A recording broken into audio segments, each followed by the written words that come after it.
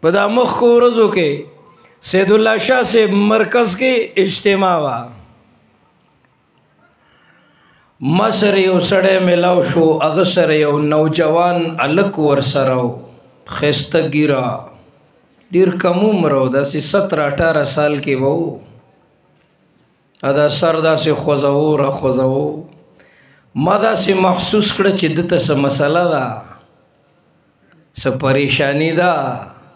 پلار یې هم داسې غمجن و په دې چهره ډېر خفګان پروت دی نو زی پیژندلم ما سره میلاو شو ما ورته وی دا نوجوان ولې داسې تکلیف کې دی په سترګو کې داسې اوښکې رالی که نه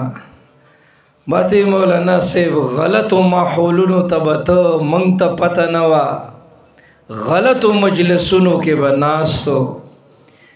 چا ظالمانو په نشو راواړو د آیسو نشې شروع کړې ډېرو ډاکټرانو ته م وښودو خو دماغ یې خراب شوي دي اوس یې مازغه کار نه کوي وګوره بچي راله لیوني کړل دي ظالمانو دماغ یې کار نه کوي کور نه وځي یو میاشت ورکي 40 ورځې ورکي بلکل مور غریبې جاړي ختمونه کوي چې بچی به مې راشي و که نه باته مولانا صاحب بیا زه د پسې ګرځم د دوی خپلې اډې دي چې هغې اډو ته لاړم مولانا صاحب پیغلې جینکۍ په هغه اډو کې پرتې دي او نشې کوي لګیا دي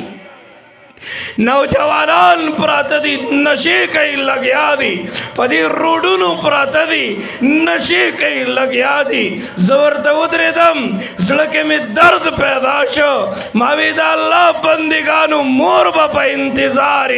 ښځه به په انتظار بچی به په انتظار چې ماله به مې پلار جامې واخلي او بیزار واخلي زما هغه نشو اسپتال کې